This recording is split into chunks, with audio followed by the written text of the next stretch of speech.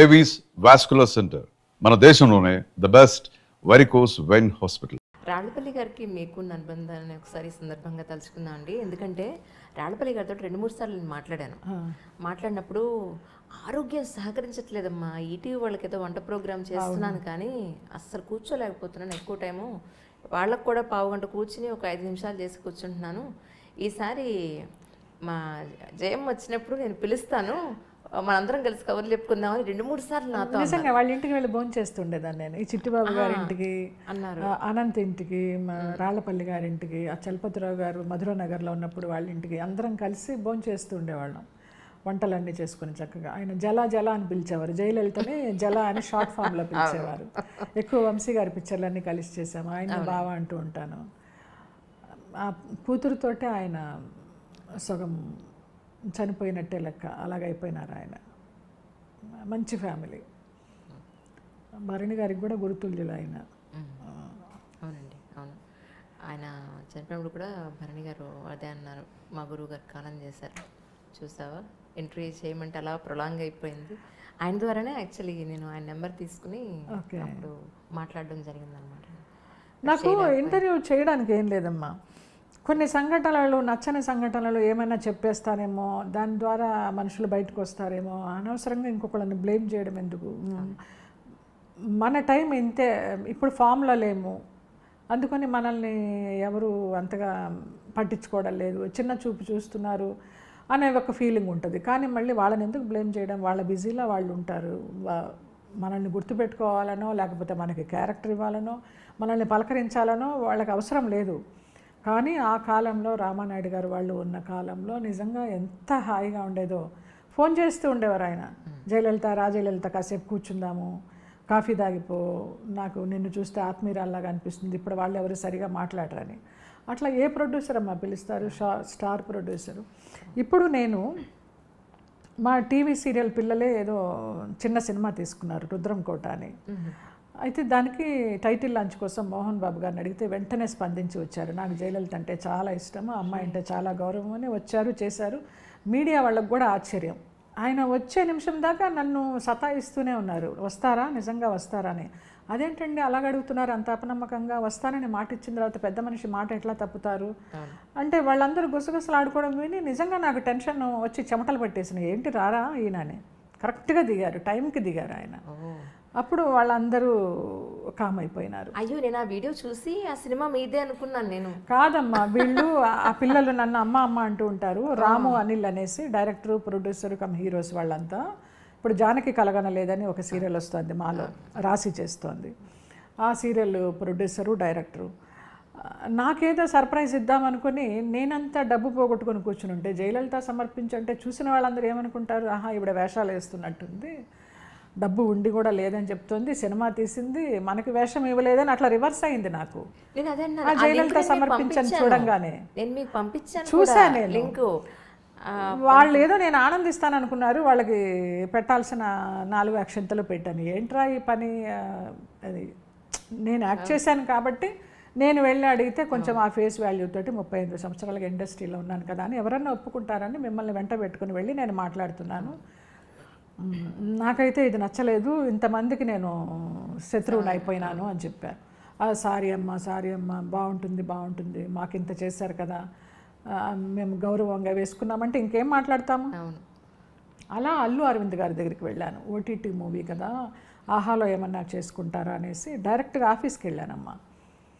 వెళ్తే కరెక్ట్గా అప్పుడే ఆయన మీటింగ్లో కూర్చున్నారు. చాలా పెద్ద మీటింగు, సాయంత్రం వరకు ఫ్రీ అవ్వరు, మీకు సాయంత్రం కాల్ చేస్తాము, నెంబర్ ఇచ్చి వెళ్ళండి అన్నారు. ఈ రోజు వరకు కాలే లేదు. ఎన్ని నెలలు అయిపోయిందో.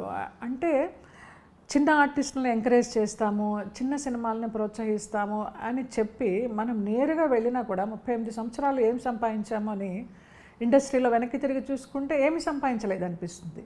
కానీ ఈ రామానాయుడు గారు వాళ్ళు ఉన్న కాలంలో, జంజాల గారు కానీ, ఈవీవి గారు కానీ, వీళ్ళందరూ ఉన్న కాలంలో, మొన్న కాలం చేసిన శరత్ గారు కానీ, అసలు ఫోన్ చేసి కనుక్కునేవారమ్మా, ఎలా ఉన్నావు, క్యారెక్టర్స్ ఉన్నాయా లేవా, మేము క్యారెక్టర్ ఇవ్వలేకపోయినా నీకేమైనా సహాయం చేస్తాము, కావాలంటే చెప్పు అని రామానాయుడు గారు ఎన్నిసార్లు అడిగిన సందర్భాలు ఉన్నాయో.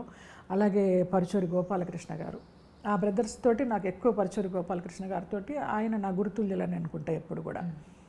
ఆయన ఫోన్ చేస్తారు, నా వాయిస్లో చిన్న తేడా ధ్వనించిందంటే ఆయనకి వెంటనే వీడియో కాల్ చేస్తారు, ఏమై ఎక్కడున్నావు, ఏమైంది, నీ వాయిస్ ఏంటో బాగాలేదని. అంత కొంతమంది, చాలా అతి తక్కువ మంది సోల్మేట్స్ అలా ఉండేవారు. ఇప్పుడు ఏమైపోయినాయి అవన్నీ, నేరుగా వెళ్ళినా కూడా పంపించేస్తున్నారే, మాట్లాడడం లేదే అనే బాధ ఉంటుంది. అప్పుడు ఏం సంపాదించామంటే, ఏమో డబ్బు ఎంత సంపాదించానో తెలియదు, జయలలిత మన పిల్ల అనే అభిమానం సంపాదించానని చెప్పుకునేదాన్ని గర్వంగా. ఇప్పుడు అది చెప్పుకోవడానికి కూడా లేదు అసలు. ఎవరు బిజీ బిజీ బిజీ, ఎంత బిజీ అయితే మాత్రం వాళ్ళు ఒక సమానమైన స్టేటస్లో ఉన్న వాళ్ళు కలవడం లేదా? అంటే చిన్న స్థాయి వాళ్ళు అంటే ఏమన్నా చిన్న చూప? నిజంగానే వాళ్ళు బిజీలో ఉండే ఏంటి నువ్వు 38 సంవత్సరాలు ఉన్నావు ఇండస్ట్రీలో, ఏ మేనేజర్ని అడిగినా నీకు ఇస్తారే అపాయింట్మెంటు? ఎవరు ఇవ్వడం లేదు. ఎందుకు అబద్ధం చెప్పాలి? అడుక్కోవాల్సి వస్తుంది. చిరంజీవి గారిని కలవాలనో, అల్లు అరవింద్ గారిని కలవాలనో, ఇంకొకటనో ఇలా అడుక్కోవాల్సి వచ్చి చివరికి వాళ్ళకి నేను చాలా స్ట్రాంగ్ వార్నింగ్ ఇచ్చా, మీ దగ్గర డబ్బులుంటే ఏదైనా స్థలాలు కొని పడేసుకోండి, మీ పిల్లలకి ఎఫ్డీలు వేసుకోండి. ఇలాగ సినిమాలు తీసి ఇంతమందిని నేను అడిగి లేదనిపించుకోవడం అనేది నా జీవితంలో నేను జీర్ణించుకోలేని విషయం. నాకు లేకపోయినా పర్వాలేదు, మాట పడను నేను. ఒక పైసా తక్కువైనా కూడా, ఒక రూపాయి తక్కువైనా ప్రొడ్యూసర్ మర్యాదగా చూసుకొని నాకు ఆ వేషం ఇస్తేనే నేను చేసేదాన్ని. నాకు టైంకి భోజనం పెట్టండి, మంచి భోజనం. నేను వెజిటేరియన్ని, నాకు ఒక రూపాయి తక్కువైనా పర్వాలేదు, మర్యాద తక్కువ అవ్వకూడదనే చేశాను నేను. ఈ చేసిన 750 సినిమాలు కానీ 800 సినిమాలు కానీ వాళ్ళు అలాగే చూసుకున్నారు. ఇప్పుడు లేదమ్మా అసలు. పెద్ద ఆర్టిస్ట్ లేదు, చిన్న ఆర్టిస్ట్ లేదు, పెద్ద ప్రొడ్యూసర్ లేరు, చిన్న డైరెక్టర్ లేరు, ఎవరు అసలు. నేను రాఘవేంద్రరావు గారి దగ్గరికి వెళితే నాకు ఒక సాంగ్ ఆడియో ఓపెన్ చేసి పెట్టాలండి మీరు సాంగ్ అంటే, వెంటనే ఒప్పుకున్నారు. ఒప్పుకొని ఆయన కాసేపు నాకు క్లాస్ ఇచ్చారు. ఎవరిని నమ్మద్దు జయలలిత, నా పక్కన వీళ్ళందరూ వచ్చారు, డైరెక్టరు, ప్రొడ్యూసర్, హీరో ఎవరైతే, వీళ్ళని కూడా నువ్వు నమ్మద్దు అన్నారు. అందరినీ నమ్మేసి అయిపోయిందండి, చాలా లేటుగా చెప్పారు మీరు నాకు పాఠం. అదే అన్ని అనుభవాలు అయిపోయినాయి. ఆయన ఎక్స్పీరియన్స్లు చెప్తుంటే అంతటి దర్శకేంద్రుడు, ఆయనకు కూడా ఇలాంటివా అనుభవాలు అని అనిపించింది. ఇవన్నీ మనసులో పెట్టుకొని కుళ్ళిపోలేము, కక్కేయాలి. కక్కేస్తే మళ్ళీ ఏమో అవసరమా ప్రశాంతంగా ఉన్న జీవితాన్ని మళ్ళీ అనుకొని నేను ఏ ఇంటర్వ్యూ ఇవ్వను, ఇలా వెళ్ళిపోదాం సింపుల్గా అన్నట్టుగా ఒక ఫిక్స్ అయిపోయినా మైండ్లో. ఇప్పుడు అమ్మ గురించి అన్నావు, అమ్మ గురించి ఏమొచ్చింది? 5 నిమిషాలు కూడా లేదు, మన అందుకే ఇబ్బంది పెట్టాలి. లేదు ఇదే అందరు అమ్మల గురించి నేను చెప్పేది అదొకటే. అమ్మతనానికి పాదాభివందనం. ఆ అమ్మతనం నాకు తెలియదు, కానీ రుచి చూశాను. అసలు కష్టపడుతుంటే బిడ్డల గురించి వీళ్ళు రేపొద్దున ఏమవుతారు, వీళ్ళ ఆశలు తీరుస్తారా, వీళ్ళని కనీసం కళ్ళెత్తైనా చూస్తారా అని ఆలోచనలు వెళతాయి. కానీ మొన్న స్వప్న దర్భా సిస్టర్స్ అని వాళ్ళని ఇంటర్వ్యూ చేసింది. మాటకు ముందర బంగారు తల్లులు అంటుంది, మాట వెనకాల బంగారు తల్లులు అంటుంది. నిజంగా బంగారు తల్లులకి నిదర్శనం వాళ్ళు. నేను అసలు ఆశ్చర్యపోయినాను. ఎవరో నాకు పంపించారు. ఆయన నారుమంచి గారని, ఆయన కూడా జర్నలిస్టే. నారుమంచి మా పెద్దన్నయ్యకి ఫ్రెండ్ అంట. ఆయన ఎప్పుడో కలిశారు. నాకు రేడియో, ఎన్ఆర్ఐ రేడియో కోసము ఉగాది శుభాకాంక్షలు చెప్పడానికి ఫోన్ చేసి ఇదంతా చెప్పారు. మా పెద్దన్నయ్య నాకు ఫ్రెండ్ అమ్మ అనేసి. ఆయన మంచి పంపిస్తూ ఉంటారు నాకు వాట్సాప్లో. అసలు వాళ్ళకి దొరికిన పుట్టినిళ్ళు కానీ మెట్టినిళ్ళు కానీ, వాళ్ళు ఏ జన్మలో పుణ్యం చేసుకున్నారో, బంగారు పూలతో పూజ చేసుకున్నారో, అరే ఇలాంటి పిల్లలు ఒక్క పిల్ల అయినా మన ఇంట్లో లేదే ఆడపిల్ల అని నాకు దుఃఖంతో ఏడ్చిన సందర్భం ఉంది. ఆ ఇంటర్వ్యూ వింటూ వాళ్ళు పాడుతుంటే అసలు ఆ గొంతెత్తి నిజంగా ఆనందంతో ఏడ్చిన సందర్భం ఉంది. ఆ దర్భా సిస్టర్స్ అంటే నిజంగా గ్రేట్. ఆ ఇంటర్వ్యూ చూస్తే అనుకున్నాను, నా ఆయుష్ కూడా పోసుకొని బతకండి అమ్మా మీరని. వాళ్ళ అత్తగారుల గురించి, వారి భర్తల గురించి ఎంత చక్కగా చెప్తున్నారు. అలా ఎవరికమ్మా ఇవాళ రేపు దొరుకుతున్నారు అర్థం చేసుకొని. వాళ్ళ తల్లి ఎంత గైడెన్స్ తోటి వాళ్ళని పెంచిందో అనట. ఇది నేర్చుకోండమ్మా, ఇక్కడ నేర్చుకోండమ్మా, ఇది చేయండి అమ్మా అనేసి. అలాగా నా తల్లి నన్ను పెంచలేదు. నేను ఇప్పుడు అదే అంటున్నాను. అప్పుడు కనుక అమ్మ సినిమాలు వద్దు ఏమొద్దు, చక్కగా మంచి ఫ్యామిలీ వస్తే పెళ్లి చేసి పంపిద్దాం అని అనుకుంటే మీరు అసలు ఎక్కడుండేవారు అనిపిస్తుంది. నేను 10th క్లాస్ ఫెయిల్ అయ్యి ఉన్నప్పుడు విశ్వనాథ్ గారి మేనల్లుడు వాళ్ళ ఇంట్లో అద్దెకున్నాము మేము. గుంటూరులో. అతను మెడికల్ రిప్రజెంటేటివ్ సుబ్రహ్మణ్యం అని అమలాపురంలో చేసేవారు. వాళ్ళు వచ్చి అడిగారమ్మ సంబంధం చేసుకుంటామని. నాన్న సరే అనేసి తలకాయ ఊపి నిశ్చితార్థం రోజున రాకుండా ఎటో వెళ్ళిపోయారు. అయ్యో. అప్పుడు మా ఆడపల్లి వాళ్ళకి ఎంత ఇది ఉంటే మగపల్లి వాళ్ళ మాకెంత ఉండాలని ఆ సంబంధం తప్పిపోయింది.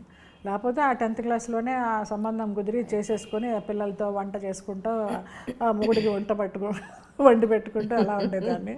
అది విచిత్రం అనిపిస్తుంది నాకు. తర్వాత విశ్వనాథ్ గారు నేను మూవీలోకి వచ్చిన తర్వాత కూడా దెప్పి పొడిచిన సందర్భాలు ఉన్నాయి.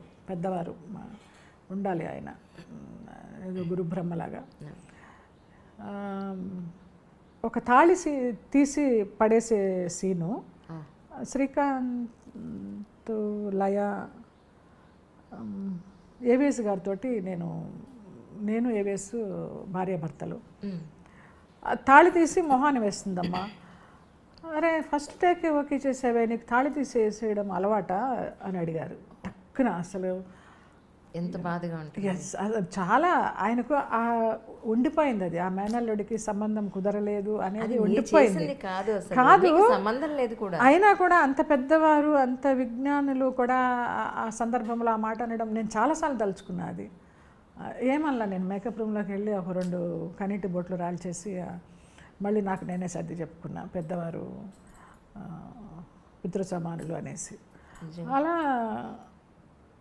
నన్నేమో ఆయన ఎంకరేజ్ చేయాల. బ్రాహ్మలమ్మాయి, డిగ్రీ చదువుకున్నావు, మంచి డాన్సర్వి, మంచివాడిని చూసి పెళ్లి చేసుకోవచ్చు కదా, వేషాలు అవసరమా అని ఆయన అన్నారు. అభిమానం ఉండొచ్చు మనసులో. అది కానీ మిమ్మల్ని చూస్తే నాకు ఇప్పటికీ నిజం చెప్తున్నాను, అంటే మీరంటే నాకు అపారమైన గౌరవం ఉంది, ప్రేమాభిమానం ఉంది. కానీ ఇప్పటికీ నాకు 35, 38 లానే కనిపిస్తుంది. కానీ అమ్మ నేను పిలవలేకపోతున్నాను. యాక్చువల్లీ నా ఫ్రెండ్ లేదంటే నాకు అలా అనిపిస్తారు. మీరు నిజంగా చెప్తున్నాను. అందుకని నేను మళ్ళీ జూలై 5th వస్తే 59 నుండి 60లోకి అడుగు పెడతా. అసలు ఎక్కడన్నా ఉన్నారా? మీరు ఎప్పటికీ ఇలాగే ఉండాలని కోరుకుంటున్నాను. ఈశ్వరానుగ్రహం అమ్మా, ఈశ్వరానుగ్రహం నిజంగా. నేను అలాగే నేను శరత్ బాబు గారు లాంటి వాళ్ళని చూస్తే నేను అలాగ ఆశపడతా. అబ్బా ఆయనకు నియర్లీ 70 ఎంత ఆరోగ్యంగా ఉంటారో, ఎన్ని యాత్రలైనా అలాగ నడిచెక్కుతారు ఆయన. ఎంత దూరమైనా, ఎంత కొండలైనా సునాయాసంగా. అలాంటి ఆరోగ్యాన్ని ఆయన అనుకుంటూ ఉంటాను నేను.